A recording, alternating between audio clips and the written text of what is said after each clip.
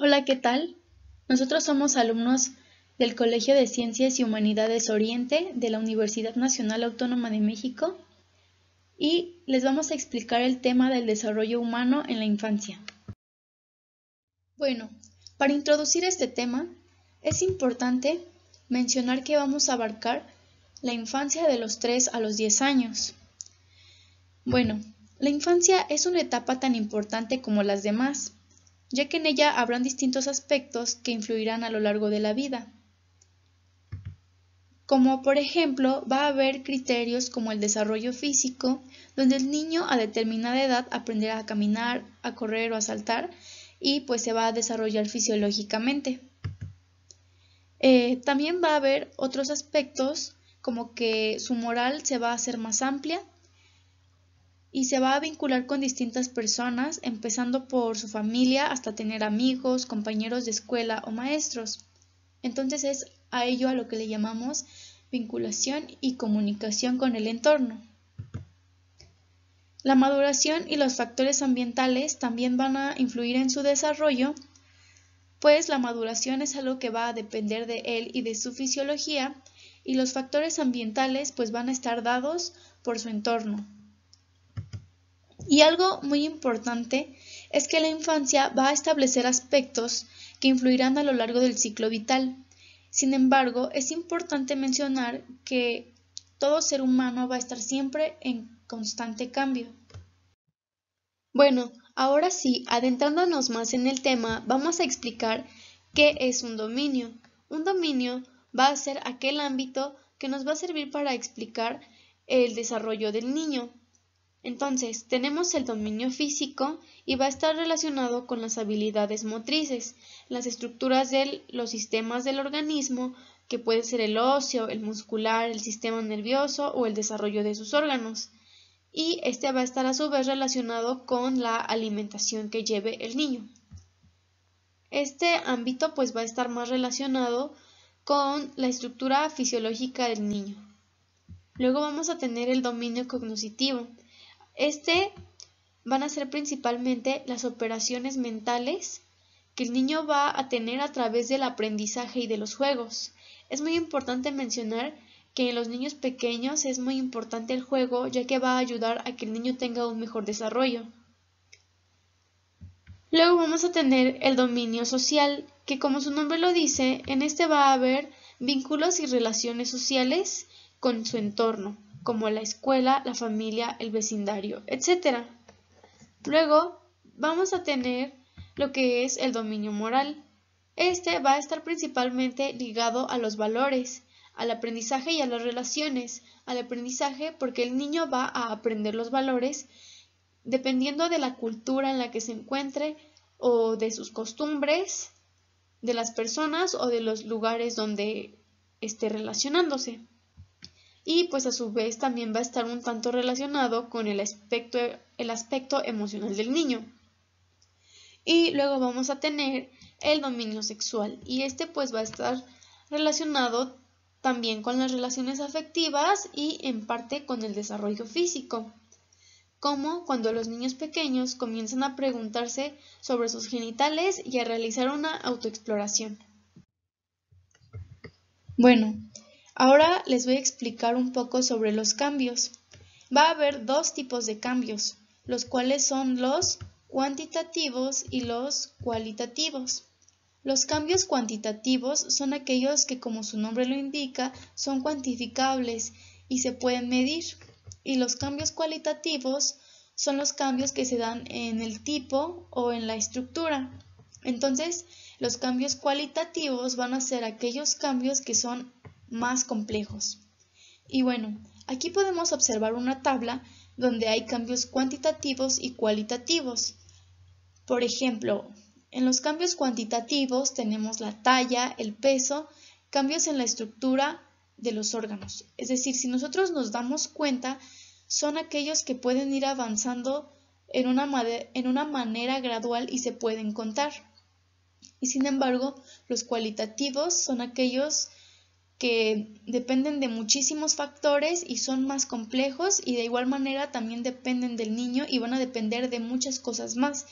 Y si leemos, pues hay algunos ejemplos como la autopercepción, el lenguaje, la autoestima, la memoria, la concentración, atención, lógica, afecto, vinculación, imaginación o empatía, que son algunos cambios que vamos a ver cuando hablemos sobre las teorías del desarrollo. Bueno, ahora vamos a hablar sobre el desarrollo físico.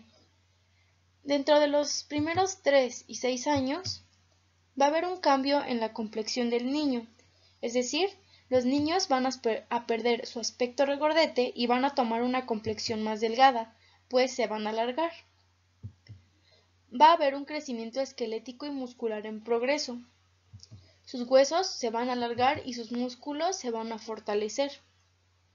Va a haber un mejor control de los músculos gruesos y finos.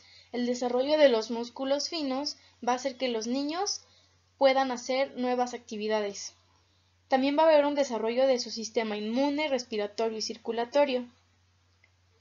La nutrición va a haber una exigencia nutritiva que se puede satisfacer mediante proteínas, vitaminas y minerales, lípidos, carbohidratos, etc., ya que una dieta de azúcares y grasas no será muy buena para el crecimiento de un niño pequeño. Las destrezas motrices van a hacer que el niño pueda saltar, caminar, correr y tener nuevas capacidades físicas. Bueno, y el desarrollo físico entre los 6 y los 10 años va a ser diferente, ya que va a haber un aumento de talla y peso. Pues las niñas crecerán mucho hasta los 10 años, hasta que los niños las alcancen en los 12 o 13 años y las superen de tamaño. De acuerdo a su nutrición, ellos van a tener un requerimiento calórico de aproximadamente 2000 calorías y de igual manera con una dieta balanceada y saludable que contenga proteínas y altos niveles de carbohidratos complejos. Es decir, una alimentación buena y en esta etapa es importante que no se consuman tampoco muchos alimentos de azúcares y grasas. También los deportes van a ser muy importantes en esta edad porque pues finalmente son actividades físicas que van a ayudar a que estén más saludables y de igual manera estas actividades que ellos realicen son las que podrán perdurar durante toda su vida y de igual manera es importante mencionar que el sedentarismo es malo para los niños y de igual manera también pasar muchas horas frente a la televisión. Bueno, a partir de este momento vamos a hablar sobre algunas teorías que intentan explicar el desarrollo infantil. La primera que tenemos es la teoría psicosexual de Sigmund Freud. Primero que nada, este hombre decía que los humanos nacen con impulsos innatos, es decir, que se guían como por su instinto, como el hambre, el impulso sexual y la agresividad son ejemplos. También que las personas se conformaban por el ello, el yo y el superyo, que es parte importante ya que dentro del ello es donde se sitúan esos impulsos innatos. Y como bien lo sabemos, el yo es la parte que equilibra el ello y el superyo, y el superyo pues la parte más consciente de la persona. En esta teoría, el placer pasa de una zona del cuerpo a otra, a lo que se le denominó como las zonas erógenas, que son las zonas de placer. Y bueno, ahora tenemos que las etapas de esta teoría. La primera etapa sería la etapa oral, que va de los 0 a los 18 meses. En esta etapa, la zona erógena es la boca. Entonces, es como los niños obtienen placer a través de la alimentación y el chupeteo. Entonces, el placer oral es autoerótico. Después tenemos la etapa anal, que va de los 18 meses a los 3 años, y la zona erógena es la zona anal, y su satisfacción autoerótica es mediante la retención y la expulsión de heces. Es cuando los niños se empiezan a independizar un poco. Luego tenemos la etapa fálica, que va de los 3 a los 6 años, donde la zona erógena son los genitales. En esta parte el niño no comprende el funcionamiento de los genitales y es por ello es que los niños comienzan una intensa investigación sexual. En esta etapa se da lo que se denominó como el complejo de Edipo, que es cuando el niño tiene el apego hacia su madre pero el rechazo hacia su padre, y el complejo de Electra, donde la niña tiene el apego hacia su padre pero el rechazo a su madre. Luego se va a encontrar la etapa de latencia. Esta va a ir de los 6 a los 12 años.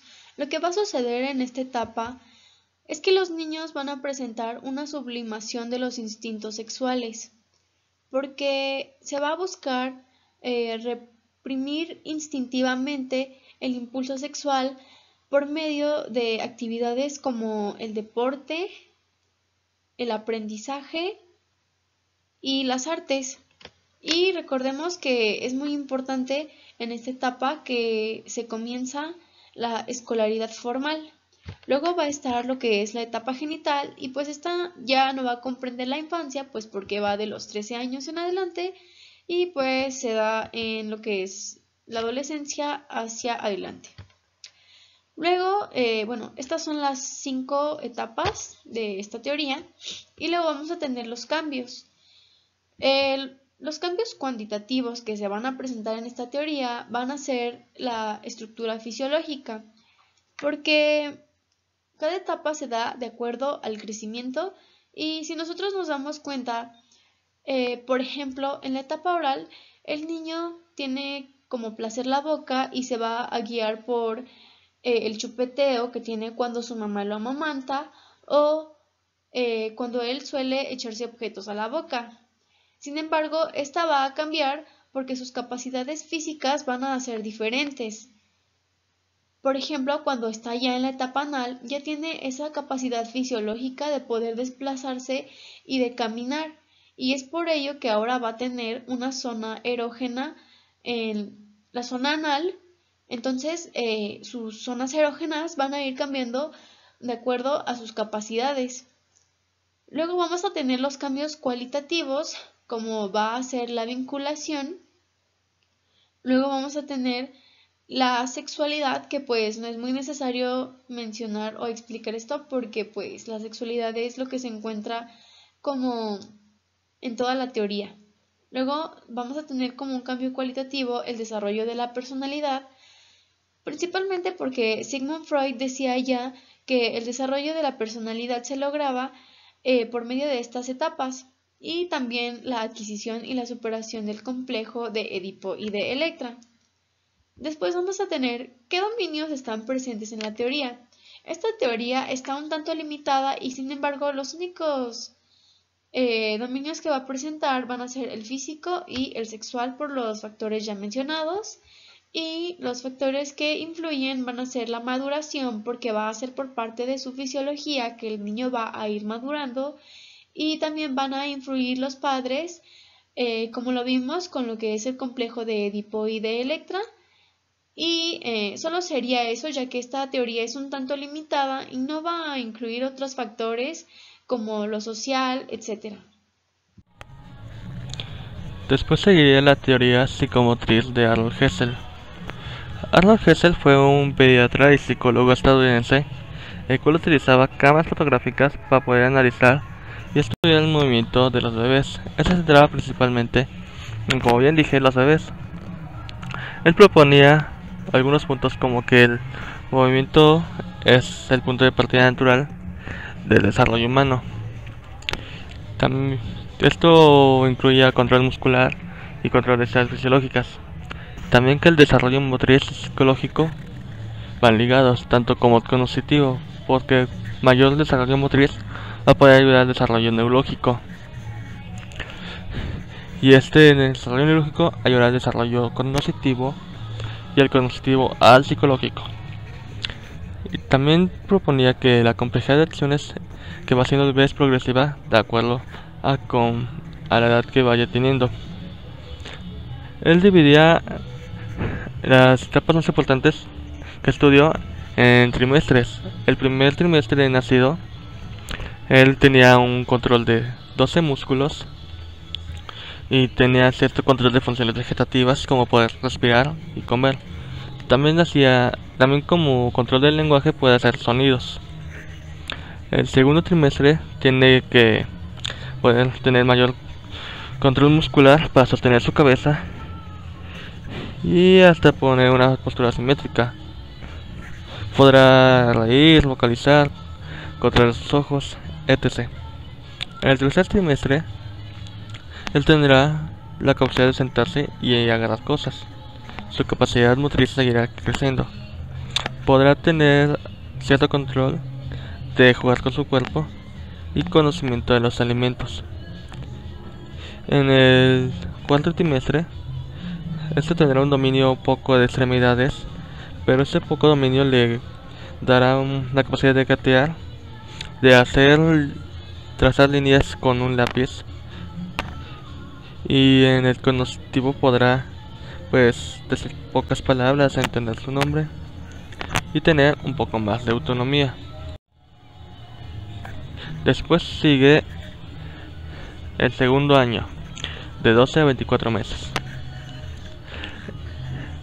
Este es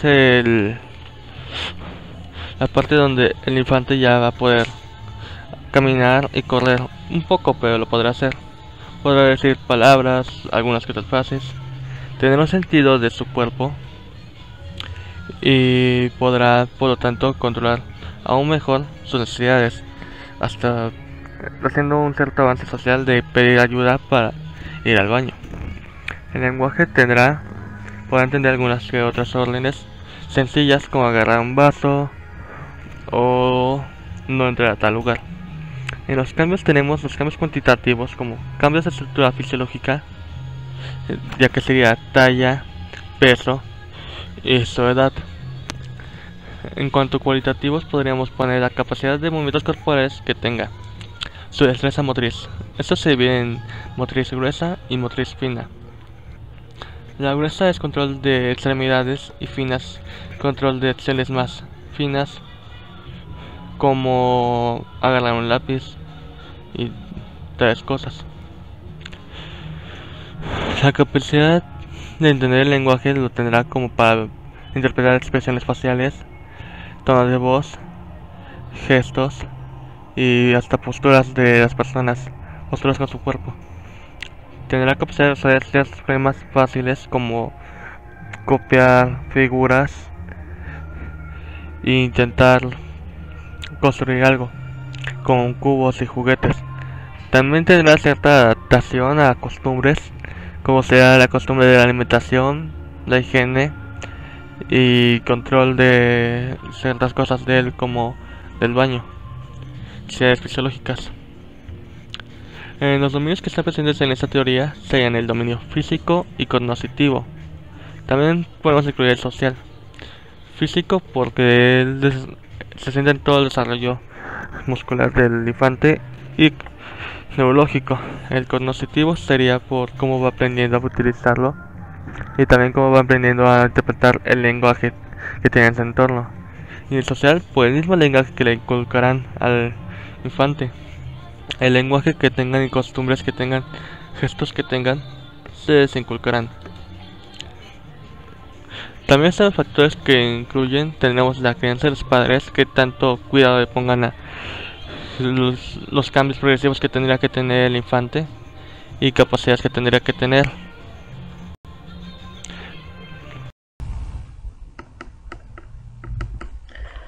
Teoría del desarrollo cognitivo. Etapa preoperacional de Piaget. Esta etapa se comprende de los 3 a los 6 años, en la cual se desarrolla la función simbólica. Esta función permite evocar recuerdos por medio de la experiencia sensorial. Se caracteriza por poder representar mentalmente un objeto o acontecimiento no presente en el ambiente y sin señales que lo puedan evocar. Una señal guarda una relación con la influencia social, y esto se debe a que una señal es una representación social, o sea, un acuerdo social, y por ende un niño lo aprende. Si lo aprende, se le facilita comunicarse mejor con esta misma sociedad. Hay que tomar en cuenta que la adquisición de las señales depende de la maduración del niño. Sin en cambio, un símbolo es una representación mental personal de una experiencia sensorial. Está basada en la experiencia y no es algo convencional, es más bien algo particular. Los factores que influyen son social, experiencia y maduración. El social depende de las señales, por eso mismo es un factor influyente. Tanto la experiencia, que es la que va adquiriendo los símbolos, y la maduración que permite la adquisición de nuevas señales.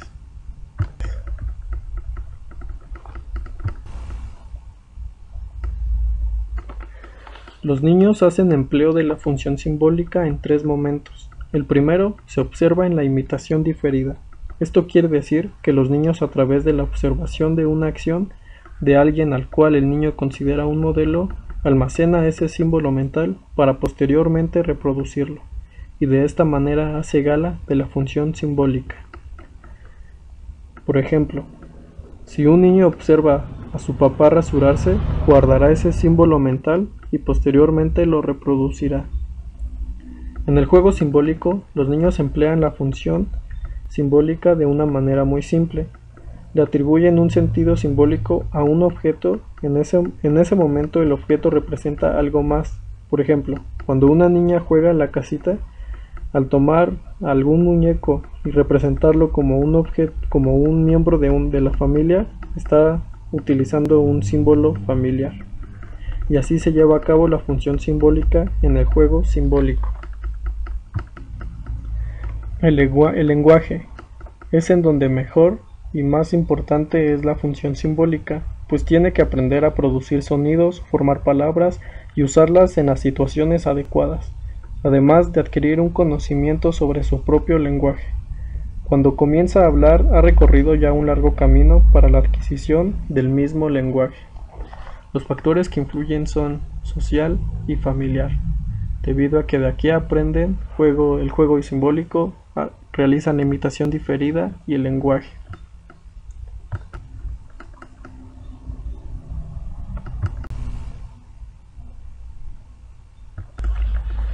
Uno de los logros más grandes dentro de la etapa preoperacional es que el niño en esta misma etapa piensa de maneras nuevas y creadoras. Aunque su pensamiento aún no es totalmente lógico, es una semilógica o lógica parcial. Es capaz de comprender las relaciones funcionales básicas. En forma general, el niño entiende las relaciones funcionales básicas entre los hechos y las cosas a su alrededor. Por ejemplo, al girar la llave del auto, sabe que éste enciende, pero no entiende que una acción causa la otra. En la comprensión de las identidades, los niños entienden que ciertas cosas siguen siendo las mismas aunque cambien de forma, tamaño o apariencia. Es decir, un niño sabe que al nacer era más pequeño, pero aún sigue siendo el mismo a pesar de que ha crecido y ha tenido cambios. Aunque también piensa que si hace cosas de niñas, podrá convertirse en una. Por lo general, parecen entender la naturaleza básica de que de una cosa sigue siendo la misma, aunque cambien algunas formas. Estos logros hacen el mundo más predecible y ordenado para ellos, y permite que tenga un sentido para ellos mismos. A pesar de que el pensamiento preoperacional es un gran logro para los niños, se puede decir que es rudimentario a comparación de lo que serán capaces de hacer cuando lleguen a la etapa operacional o de operaciones concretas. Los niños en la etapa preoperacional tienden a centrarse en un aspecto de una cierta situación, descuidando los otros y llegando a menudo a conclusiones ilógicas. Por ejemplo, a un niño lo ponemos enfrente de 2 vasos de mismo tamaño y con igual cantidad de agua. Si se le pregunta cuál tiene más agua, dirá que son iguales. Sin en cambio, si cambiamos algún vaso y lo vertimos por uno que sea más delgado y a la vez más largo, el niño dirá que el vaso más largo es el que tiene más agua. La irreversibilidad es la incapacidad de un niño para entender que una operación puede ir en 2 sentidos. Por ejemplo, si a un niño se le dice que 3 por 10 es igual a 30, cuando le vuelvan a preguntar, tendrá la respuesta correcta. Sin embargo, si le preguntas cuánto es 10 por 3, lo más probable es que no te sepa dar la respuesta correcta. Por ejemplo, si ponemos a una niña con un hermano y le preguntamos si ella tiene un hermano, ella dirá que sí. Pero si le preguntamos si su hermano tiene una hermana, ella va a decir que no. Los niños se concentran más en los estados sucesivos y no son capaces de entender el significado de las transformaciones. Su razonamiento es por traducción, es decir, van de lo particular, sin considerar nada más a lo general. Si un niño desea que su hermana se enferme y ésta se enferma, pensará que él causó la enfermedad de su hermana. Esto se debe a que los niños son egocentristas, son incapaces de ver el mundo a través de la opinión de los demás. Esto se debe a que su comprensión está centrada en sí mismos.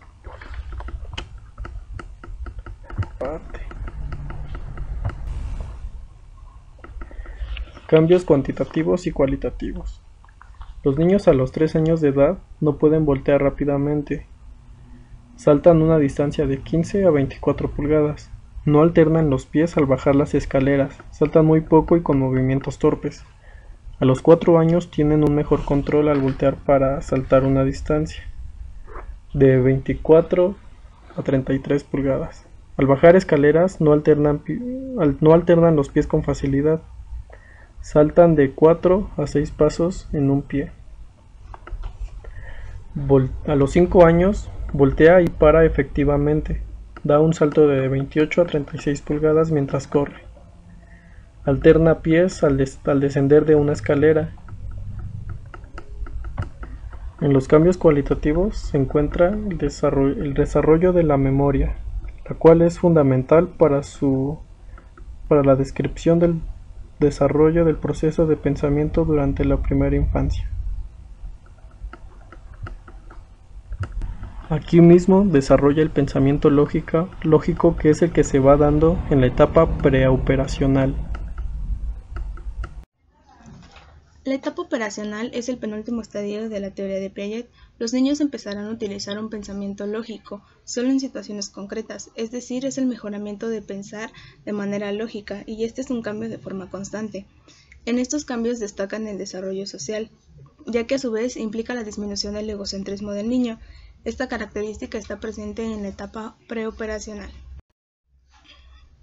Los cambios en esta etapa se dice que son cualitativos, ya que no los podemos graficar o tener medidas específicas de lo que el niño deberá aprender en este lapso de tiempo, pero de igual manera se verán los cambios, más que nada en el dominio social.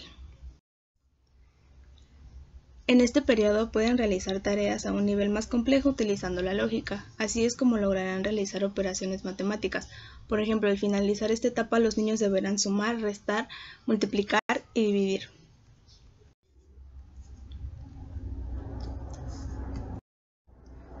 Como lo dijimos anteriormente, en esta etapa los niños empiezan a ser menos egocéntricos, son capaces de pensar, sentir y ponerse en el lugar de otras personas. Cuando tienen un conflicto podrán sentir empatía y solucionar ellos mismos el problema, claro, poniendo soluciones simples. Por ejemplo, si pelean por un juguete dirán te lo presto un rato y después tú me lo prestas. Esto con la finalidad de que ambos niños puedan jugar.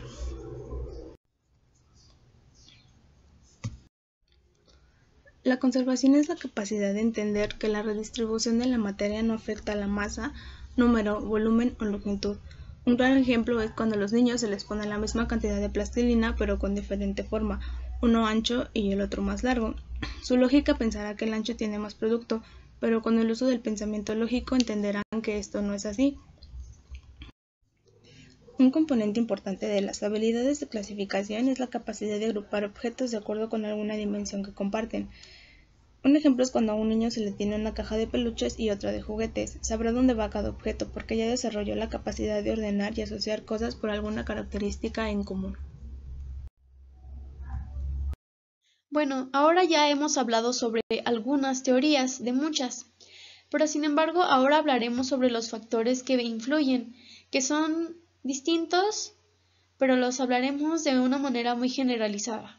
Tenemos algunos aspectos como la familia, que va a depender primero que nada de los integrantes que conformen a la familia, porque un niño que tenga a sus padres juntos no se va a desarrollar de la misma manera que un niño que tenga a sus padres divorciados o separados. Tampoco se va a desarrollar si no se va a desarrollar igual si no tiene hermanos o si los tiene. Y la posición socioeconómica también es importante, ya que un niño de bajos recursos no va a poder alimentarse de la mejor manera ni va a poder tener acceso a la mejor educación. En cambio, un niño de una buena posición socioeconómica va a disfrutar de una buena educación y de igual manera de una buena alimentación y de algunos otros factores. El contexto histórico también va a influir, ya que un niño que se haya desarrollado en un periodo de guerra o que se haya desarrollado en algunos siglos anteriores no ha sido lo mismo a un niño que vive en pleno siglo XXI con toda la tecnología a su alcance. Y también va a influir el origen y la cultura, porque va a depender mucho también del sitio geográfico donde se encuentra el niño, pues las culturas son diferentes y dentro de ello se van a incluir tanto las religiones como las etnias y algunos otros aspectos que también van a determinar los valores y el cómo va a crecer el niño. Como conclusión podemos decir que el desarrollo en la infancia, tanto motriz, cognitivo, emocional y social, tienen un gran impacto en la vida de los niños, ya que estos serán los primeros recursos que tendrán para tener un buen desarrollo en las siguientes etapas de vida. Un ejemplo es cuando los bebés desde muy pequeños comienzan a aprender cosas. Todo esto se va a medir en periodos. Mientras va creciendo, va a ser capaz de tener habilidades más complejas. Por ejemplo, un bebé comienza en los meses gateando, posteriormente comenzará a caminar para terminar corriendo. Todo esto tendrá que ser estimulado por las personas que lo rodean, los padres y cuidadores, ya que estos serán los encargados de lograr que el individuo adquiera las capacidades. El tipo de desarrollo que se tenga va a depender de cómo se maneje el mundo social cercano de los niños. Bueno, al final podemos decir que con todas estas teorías que ya revisamos, todas con una perspectiva diferente y aunque no estén por ciento aceptadas por todos, nos ayudan a entender cómo crecen, cómo piensan y cómo se comportan los niños. Esto nos ayudará a detectar si un niño tiene algún problema de aprendizaje o si posteriormente le costará más trabajo realizar ciertas actividades. La infancia es uno de los momentos en el cual los niños aprenden muchísimas cosas a través de los juegos, la curiosidad, las habilidades sociales. Van a crear vínculos con sus padres, con sus amigos y las personas cercanas. Todo esto será influido por la cultura en la que estén criados. Va a afectar también su nivel socioeconómico, la religión, los grupos étnicos en los que se manejen.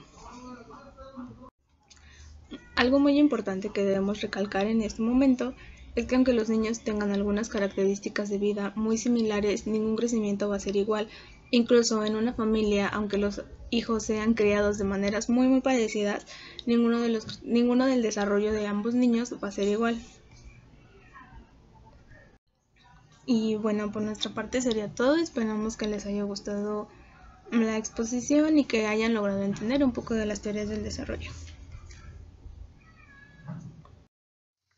Bueno, pues estas son las referencias de nuestro trabajo, esperemos que le hayan entendido y muchas gracias por ver nuestro video.